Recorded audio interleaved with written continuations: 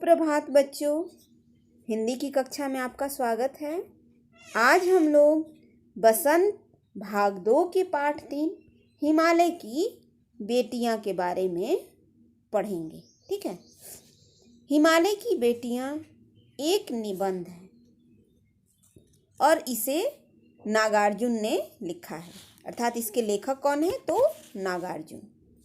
आइए इस पाठ को पढ़ने से पहले हम थोड़ा सा लेखक नागार्जुन के बारे में जान लेते हैं।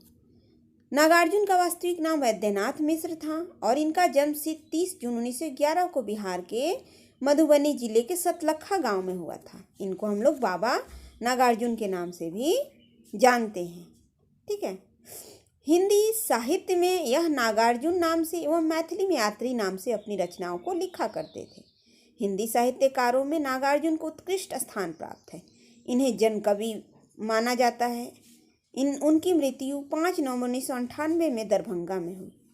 इनकी कुछ प्रमुख रचनाएं हैं बाबा बटेश्वर नाथ, रतिनाथ की चाची, वरुण का बेटा इत्यादि इनकी प्रमुख रचनाएं हैं।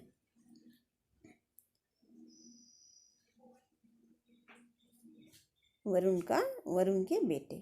जैसा कि पाठ का शीर्षक है हिमालय की बेटियां, यहाँ हिमालय की बेटियों से तात्पर्य उन नदियों से है जो हिमालय से निकलती हैं। यहाँ लेखक ने हिमालय और उनसे निकलने वाली नदियों का वर्णन किया है, उनका मानवीकरण किया है। ठीक है। अब आपको लग रहा होगा कि मानवीकरण क्या है। ठीक है। तो किसी भी निर्जीव वस्तु को एक मानव की तरह प्रस्तुत करना मानवीकरण होता है। ठीक है। तो इस पाठ में लेखक ने हिमालय और नदियों का मानवीकरण किया है। हिमालय और उनसे निकलने वाली, जो हिमालय से निकलती हैं नदियाँ, उनका मानवीकरण किया गया है इस पाठ। मानवीकरण साहित्य रचना की एक शैली है जिसके अनुसार किसी निर्जीव वस्तु को सजीव के रूप में अर्थात मानवीय रूप में दर्शाया जाता है। पाठ में लेखक ने हिमालय को पिता तथा उनसे निकलने वाली नदियों को उनकी बेटी के रूप में दर्शाया है। अर्थात यहाँ लेखक ने हिमालय और नदियों का मानवीकरण किया है। इस पाठ में लेखक ने हिमालय और उनसे निकलने वाली नदियों के उद्गम से लेकर उसके सागर में मिलने तक की घटना का बड़ा ही सुंदर एवं जीवंत वर्णन किया है। पाठ के प्रारंभ में लेखक लिखते हैं कि अभी तक उन्होंने हिमालय से निकलने वाली इन नदियों को दूर से देखा था। ठीक है।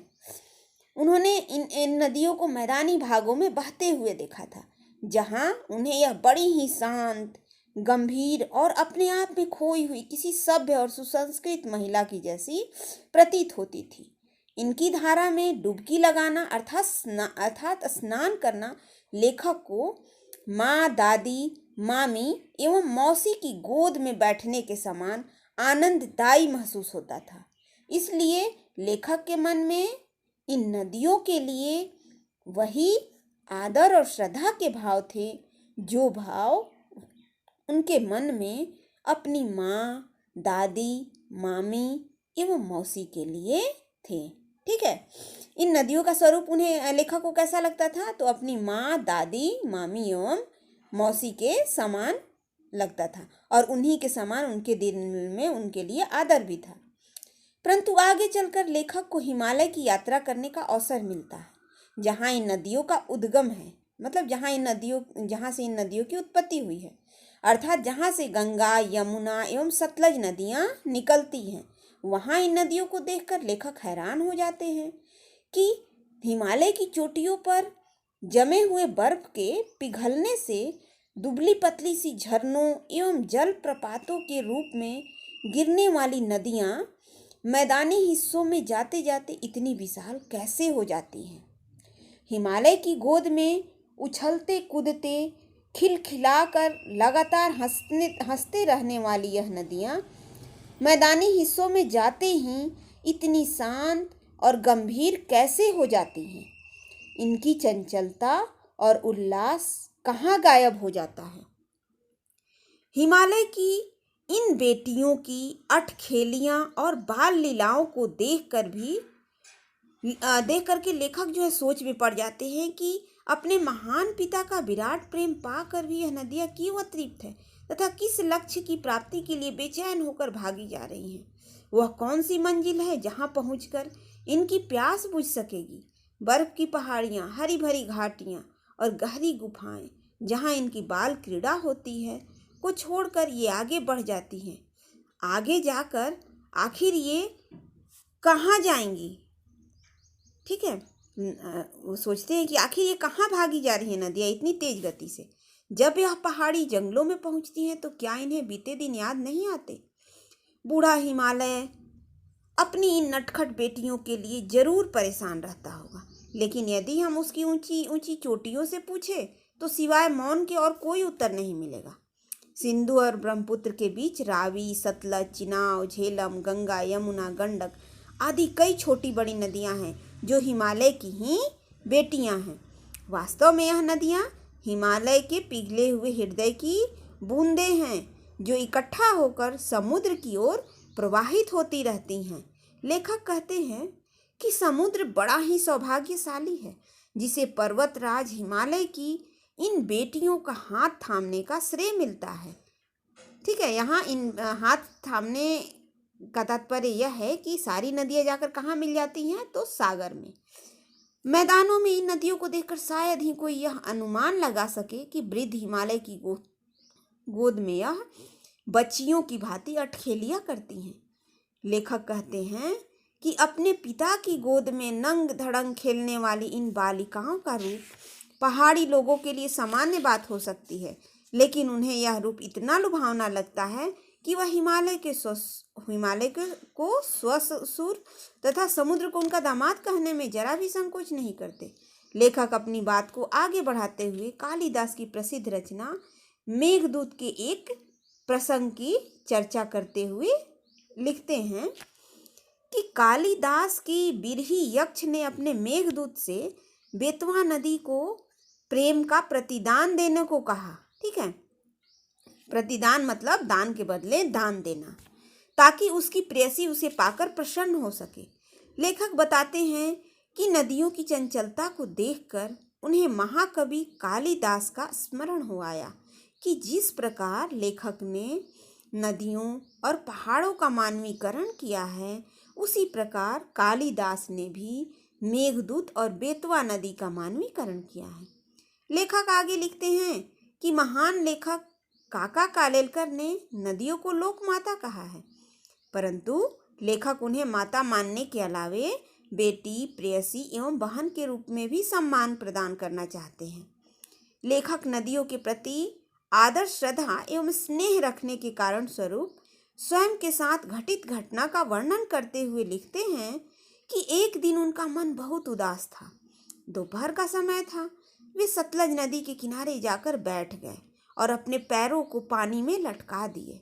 थोड़ी ही देर में उनकी उदासी गायब हो गई, तन और मन ताजा हो गया और लेखक ये कविता गुनगुनाने लगे।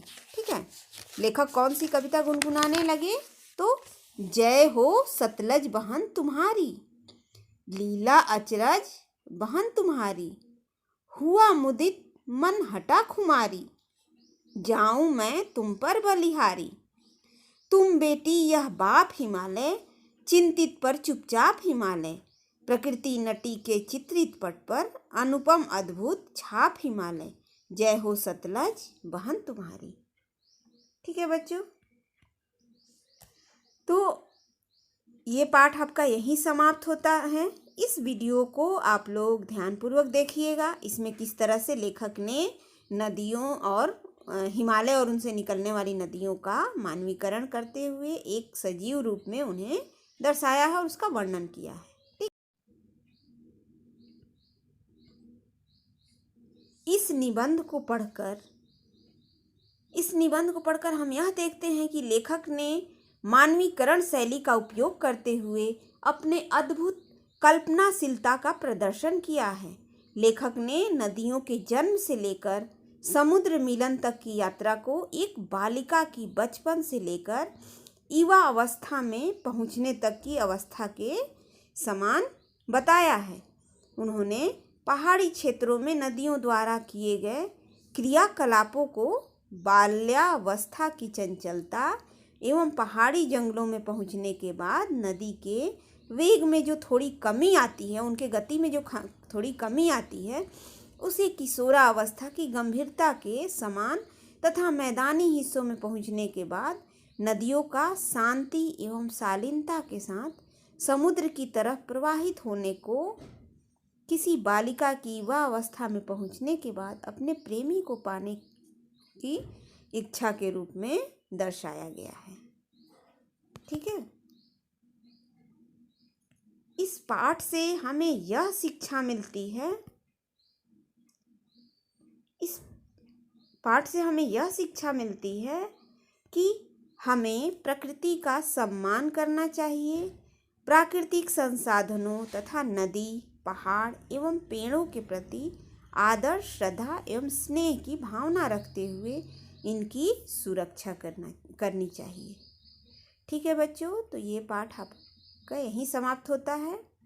इस वीडियो को आप लोग ध्यानपूर्वक देखिएगा और जो भी कार्य आपको दिए जा रहे हैं उसको पूरा करके ग्रुप में सेंड कीजिएगा। ठीक है, धन्यवाद।